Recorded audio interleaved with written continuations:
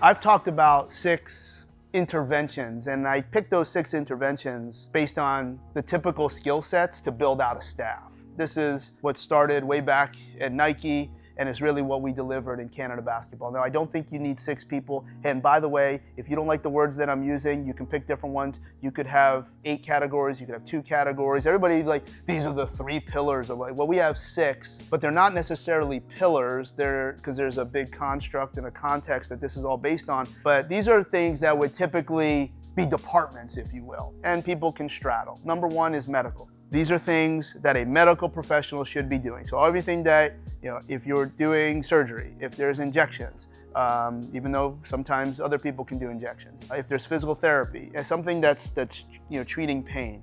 Then you have fitness. Obviously, a physical therapist can do that. It's not likely that a doctor is going to be a part of that. But sometimes it can be mixed, because let's say we're going to do lactic testing.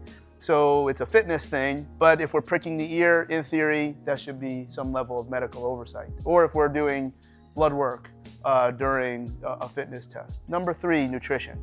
Clearly a skill set that has significant link and carryover, but likely somebody that knows more about nutrition probably doesn't know as much about training, etc. Clearly, if we're going to do blood work, there needs to be medical oversight over phlebotomy so that we can get the blood work to understand nutrition and supplementation. Sleep. Sleep is always this weird thing because coach isn't there when you're sleeping, but there's an entire space of how sleep can impact performance, health, etc. Psychology, that's always going to have its own thing.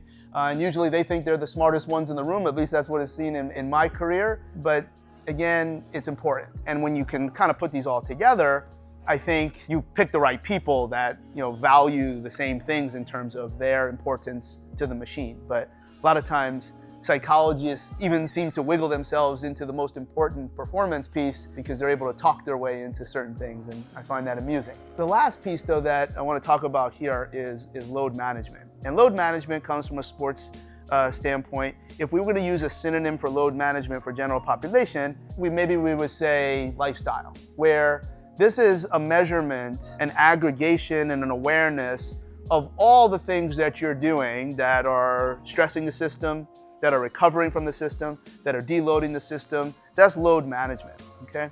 I think when it comes to using very unique measures beyond what we think are traditional, where we have questionnaires or very expensive and very useful technologies that measure whether it's physiology or that measures external loads in terms of like how much ground you're covering or how many times you accelerated in one direction, et cetera, et cetera. Of course, there's always a commentary that you should only be measuring things that matter, but sometimes you don't know what matters, and that's why you can look at the literature and see what other people think matters, but you try to get your hands into these things to understand. Now, here's something that's very important of how those 5 pieces can then impact load management. How do you know what is enough for a player to play?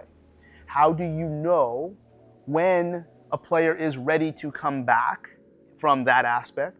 How do you know how much they should play when they come back? Well, I think the only way to know any of those things to a very, and you'll never know 100%, which is really the point here, they have to break. You have to accept failure in terms of, I did too much, or I put them back to the right amount, but I didn't deliver enough of these other adaptations. They have to break. And once they break, that's where you call in your sports science, you call in whatever you got on Excel and Google Docs, and you learn everything that you could learn possibly, and you build the model at that particular time. And you may find that their strength was perfect, or you may find that their joint mobility was perfect. And you may find that the orthopedic modifiable factors were totally on point. And they had great single leg deadlift. And they were doing 5 hops on high speed camera and their knee was not moving an inch. They had great ankle mobility. All of those things. So then why did they get hurt? Well, whether it had anything to do with the original injury or when this ramped up into week 13, there's a lot of other things that don't have exactly a linear direction, like an arrow to the injury, but they do have an arrow to the physiology that can impact motor skills.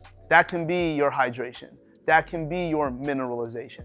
That can be how much you slept or didn't sleep. That can be how you are integrating other types of stress that would typically fall into social or psychological categories. I have a client and we're looking at his blood work, and whenever we look at blood work, we always try to ask questions on what were you doing 5 to 7 days? What did you do that morning? What did you do that night? Because the blood work can sometimes acutely be impacted by something like that. And it turns out that, and he asked the question, hey, is it possible that if I was going through a lot of whatever stressful things, he mentioned something about his daughter, he mentioned all the travel, could that impact something like cortisol? And we're like, yeah, of course. Like, we need to be able to come to a suggestion that non-physical stressors can absolutely come out the other side as a physical problem, and that can be your injury. So when you're doing all of your testing and then the values that you look for at all times, you may find that the physical things that you're really good at and you're really passionate and really delivered on, you never bothered to ask if they didn't have breakfast as to why they fainted in their training that day. So whether it's not just what you eat,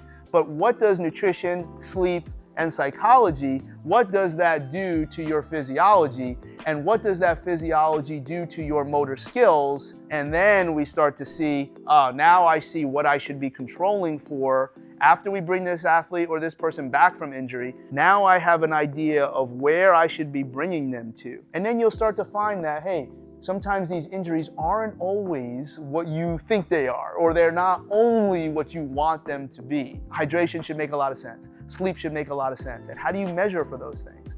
You have a lot of ways. I mean, you could ask the person subjectively. There's probably some objective things.